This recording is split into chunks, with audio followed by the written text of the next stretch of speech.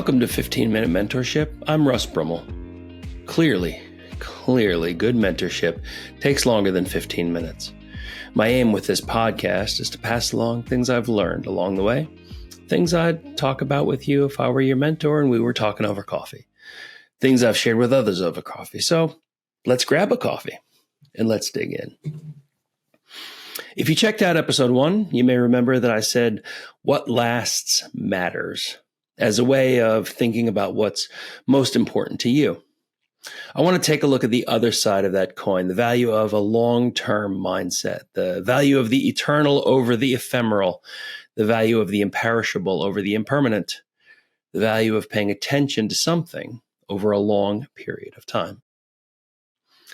I want to talk about making a life that's built to last. This is a core framework, an important mindset. I usually talk about the mindset that's behind various topics, but this one is a mindset that I'll be talking more about in other episodes. This mindset is long-term thinking.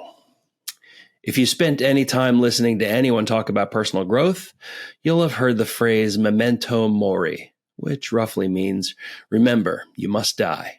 It's a reminder of our mortality. Ancient Stoic philosophers encouraged their followers to remember that any moment could be their last, with the implication being, obviously, that they should live every moment to its fullest, living in the way they'd want to be remembered. Your eulogy is being written right now, they'd say. So live accordingly. And that's valuable. Remember, you're not guaranteed tomorrow or next week, right? So tell your loved ones about how much you care. Great advice. Make sure you leave a will and you have a living will. Don't put off to tomorrow what you can do today. Again, great advice.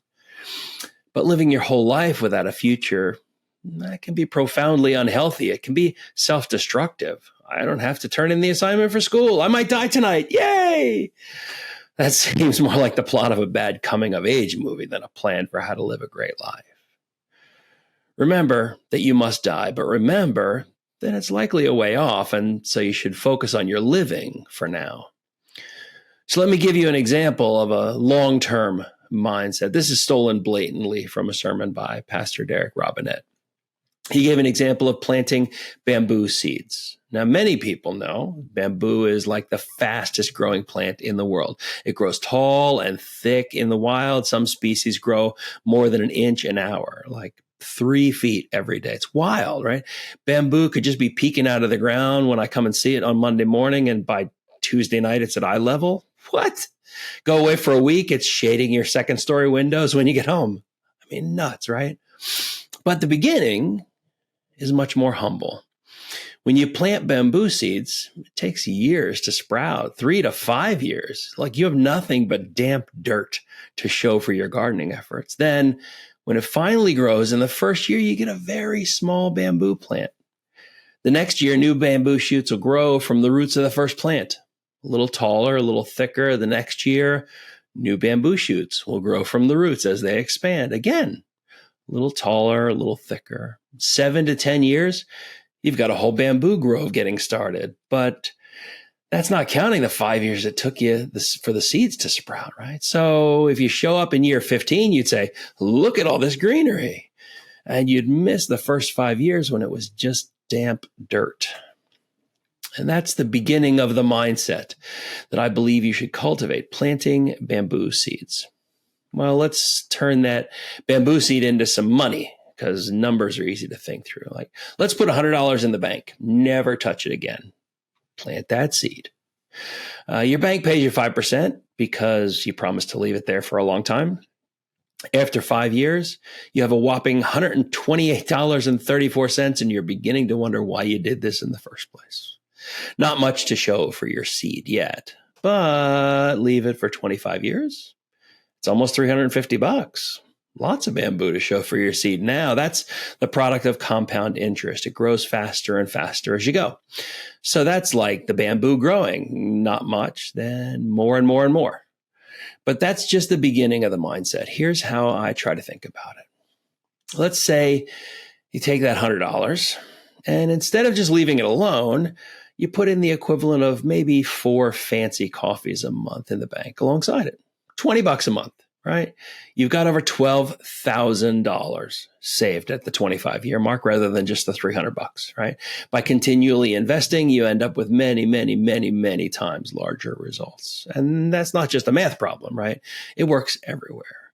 You and I both know what happens when you invest in a box of cookies every day, right? You see personal growth, but not the kind you want. You need to buy new pants. It's the same idea if you exercise every day, right? Except the personal growth will be muscles.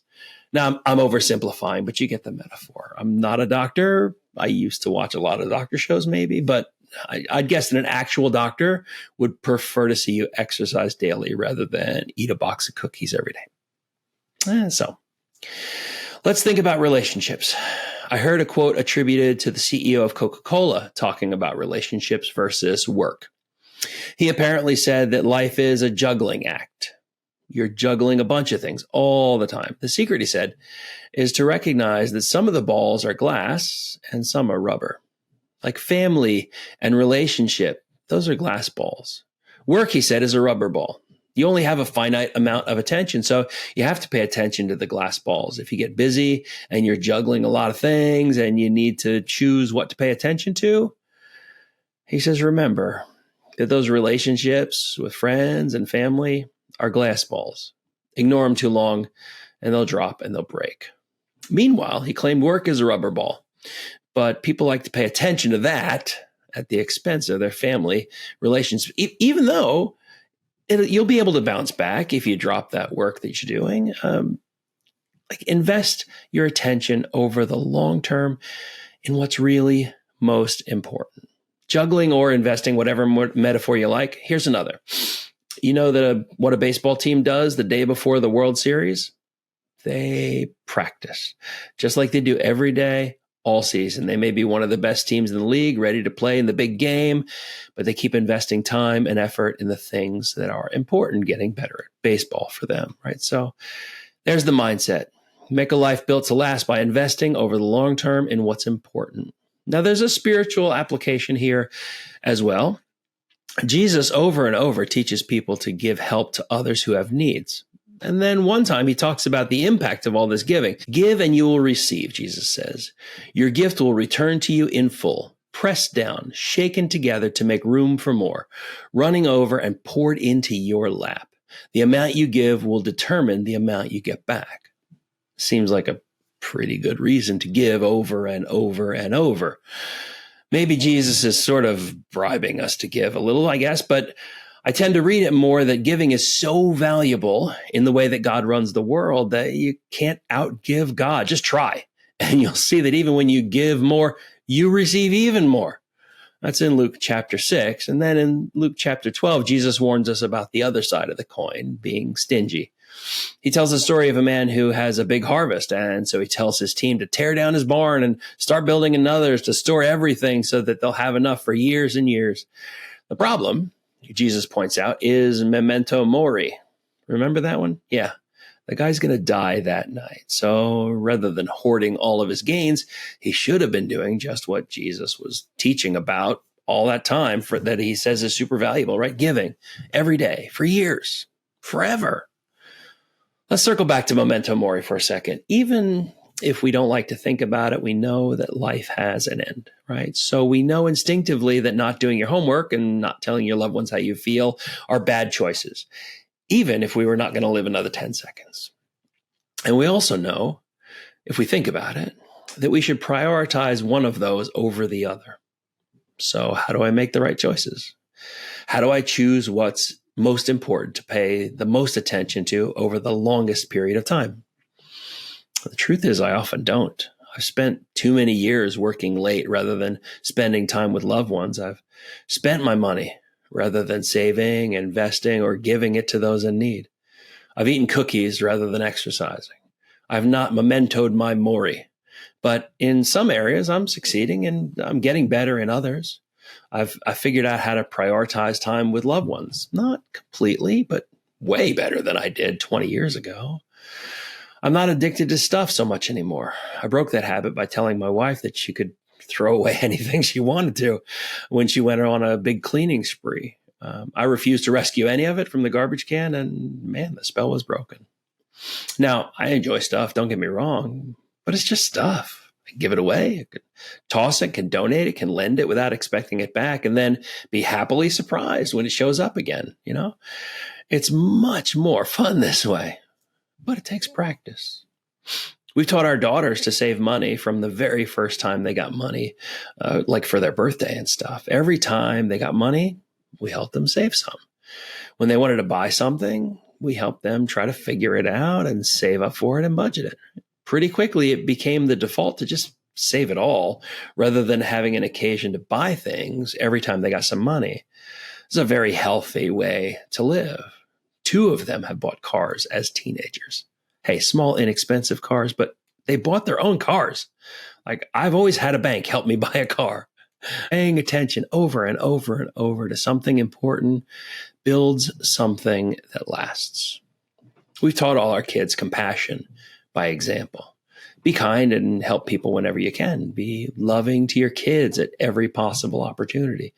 Over and over and over and over again, we've given attention to this act that we think is important. We've shared lunch with hitchhikers and shared our eclipse glasses with restaurant workers who didn't speak our language. We've driven people across town because they needed a ride. We've stopped and helped people change a tire and sometimes even done the whole job for them. We've dropped off lasagna and sandwiches and drinks and all sorts of other things to people who had a need. We've bought people whole carts worth of groceries, and we've kicked in an extra buck when somebody came up short at the register. And I don't say these things to brag. Far from it. There are lots and lots and lots of people far more compassionate than we are. I tell you all this to say that our kids were there, seeing this behavior. Now, one son decided to leave a corporate job and train to be an EMT to help people. Another shows up at protests to help protect people who are not as large and healthy as he is, as they exercise their right to speak out. Both of them are helping people they don't know all the time. Maybe because their parents gave their attention to acts of compassion, things which we think are very important, like repeatedly over years. And like Jesus said, your gift will return to you in full, pressed down, shaken together to make room for more, running over and poured into your lap, metaphorically. Think long-term. Think built to last. Think planting bamboo seeds. Give your attention to what matters, not just today, but every day, over and over and over for years. And you'll begin to see that grove of bamboo. No shattered glass balls dropped during juggling, a World Series victory, your kids doing really cool things that you wished you'd learned to do when you were their age, and probably more. I'll leave you this quote from investor Warren Buffett.